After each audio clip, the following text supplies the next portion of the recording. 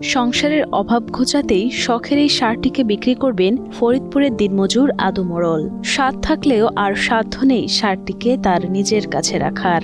এই বছরে আমরা রাধাবাবুরা আমরা বিক্রি করে দেবো। পশু কতকাল পাইলে রাখা যায়, তেমন আমরা 3.5 বছর জন্ম থেকে এই পর্যন্ত লালন পালন করছি, এখন আমার ঘর খুলে না। বিশালদেহী এই ষাঁড়টির ওজন 30 মণ। পরম যত্নে লালন পালন করা এই ষাঁড়টিকে আদর করে রাজাবাবু বলেই ডাকেন আদু মোড়ল ও তার পরিবার। ভদ্র শব্দ দিয়ে ওর সিনে দিয়ে আর ওর নাম রাখছি শখ করে রাজাবাবু।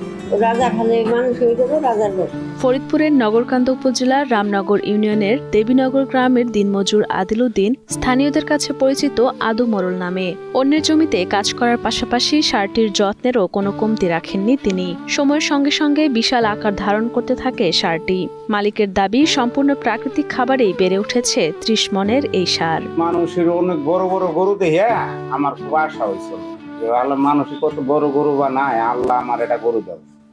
তা আমি এই বীজটা খুব সন্ধান করে আনছি, আল্লাহ আমার ভালো দিয়েছে। আমি ওরা 3.5 বছর ধরে আমার গাভীর বেড়াতেও আইছে।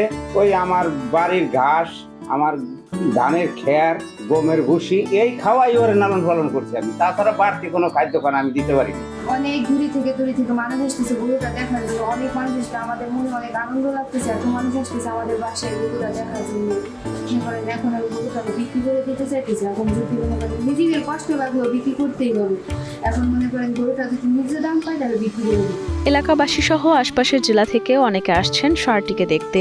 তারাও চান ন্যায্য দামে বিক্রি হোক আদু মোড়লের এই ষাঁড়টি। তো শুনছি এখানে আদু ভাইয়ের বাড়িতে বড় একটা গরু আছে, দেখি নাই, কিন্তু আজকে আসছি, আসি দেখলাম অনেক বড় একটা গরু আছে। আমি যতগুলো ভাইরাল গরু দেখছি তার ভিতরে এইরকম সাইজের বা এইরকম বড় গরু আর এখন পর্যন্ত দেখিনি। এখন পর্যন্ত ষাঁড়টির দাম উঠেছে প্রায় 9.5 লাখ টাকা।